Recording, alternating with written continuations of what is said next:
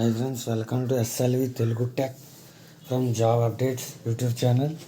చలిలో చదవలేకపోతున్నారా? ఈరోజు న్యూస్ పేపర్లో ఆర్టికల్ రావడం జరిగింది. ఎందుకంటే ఇప్పుడు ప్రస్తుతం చలికాలం నడుస్తుంది కాబట్టి చలిలో చదవలేకపోతున్నారా అన్న క్వశ్చన్కి ఆన్సర్ రావడం జరుగుతుంది.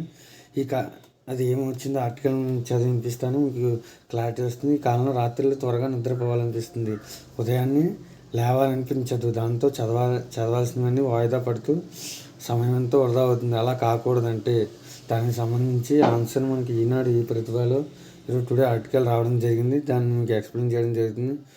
చివరి వరకు చూడండి. ఇటువంటి మోర్ అప్డేట్స్ మీకు ప్రతిరోజు కావాలంటే please like and share and subscribe my YouTube channel SLV Telugu tech. పగటి సమయం తక్కువగా, రాత్రులు ఎక్కువగా ఉంటే ఈ కాలాన్ని సద్వినియోగం చేయడం కాస్త కష్టంగా అనిపిస్తుంది. ఎందుకంటే చలికాలం కాబట్టి సూర్యుడు త్వరగా అస్తమించే సమయం ఉంటుంది. కాబట్టి పగటి సమయం తక్కువగా ఉంటుంది, రాత్రులు ఎక్కువగా ఉంటుంది.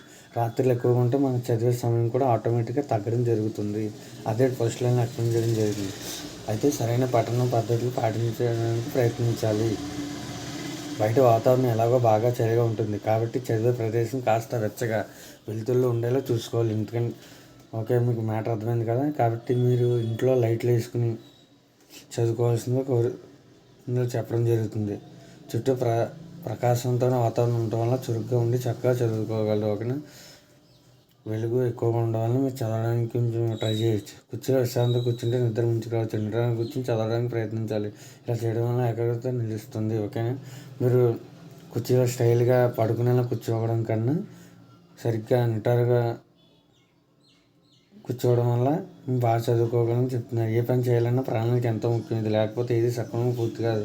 అందుకే స్టడీ ప్లాన్ వేసుకుని దాన్ని ఖచ్చితంగా అమలు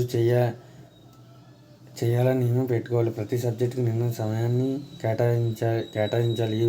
ఈ వ్యవధిలోనే దాన్ని పూర్తి చేయాలి. అంటే మీ స్టడీ ప్లాన్ ఉండాలి.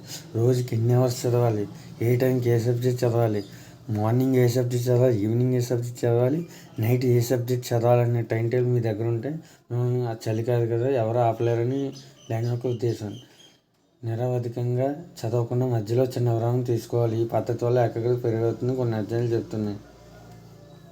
ఎందుకంటే ఒకళ్ళు ఏంటంటే నాన్ స్టాప్ 10 అవర్స్ అని చెప్పి 10 అవర్స్ చదువుతూనే ఉంటారు. అలా చదవడం వల్ల మీ బ్రెయిన్కి వెళ్ళేది తక్కువ,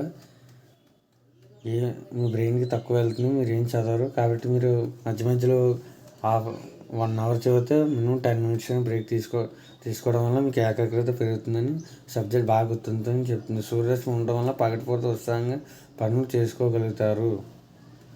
కాబట్టి ఈ సమయం నోట్స్ రాయడం తప్పనిసరి చదవాలని పూర్తి చేయాలి. ఏంటంటే మీకు టఫెస్ట్ సబ్జెక్ట్స్ హిస్టరీ కానీ, పాలిటీ కానీ, ఎకనామిక్స్ కానీ, జాగ్రఫీ కానీ ఇవి అర్థం కావు, గమ్ముని మనకు గుర్తుండవు కూడా.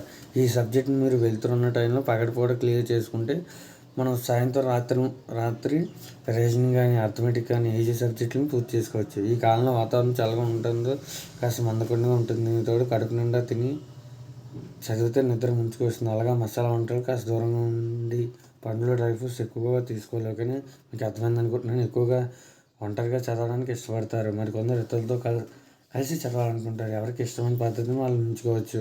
అయితే స్నేహితులతో కలిసి చదవడం వల్ల కొన్ని చర్చించడానికి వీలవుతుంది. దీంతో ఆసక్తి పెరిగి కొత్త ఆలోచనలు రావచ్చు కూడా.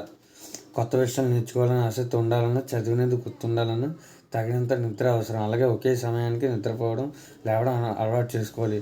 ముఖ్యంగా మొబైల్ స్క్రీన్ సమయాన్ని నియంత్రించి ఖచ్చితమైన నిద్రను పాటిస్తే మంచి ఫలితాలను రాబట్టవచ్చు. ఓకేనా. ఇది మెయిన్ పాయింట్ అమ్మా. మొబైల్ స్క్రీన్ సమయాన్ని తగ్గించాలి. ఓకేనా. ఫోన్లో గేమ్స్, పబ్జీ, ఫ్రీ ఫైర్ ఆడుతూ ఉంటారు, వాటిని తగ్గించవలసింది కోరుచున్నాం. ప్రతిరోజు ఏమేమి చదవాలని లిస్ట్ రాసుకోవాలి. ఓకేనా.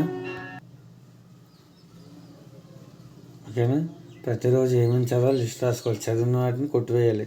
దీంతో ఏ రోజున పనులను ఆ రోజే పూర్తి చేయగలుగుతారు. స్ఫూర్తిదాయక వాక్యాలను కంటికి కనిపించేలా అమర్చుకోవాలి. ఎప్పుడైనా కాస్త బద్ధకంగా కనిపించినా అవసరమైన ప్రేరణ అందిస్తాయి. దాంతో ఎప్పుడు పనులు అప్పుడే ఉత్సాహంగా పూర్తి చేయగలుగుతారు. కాబట్టి ఈ రూల్స్ని మీరు ఫాలో అవ్వాలి.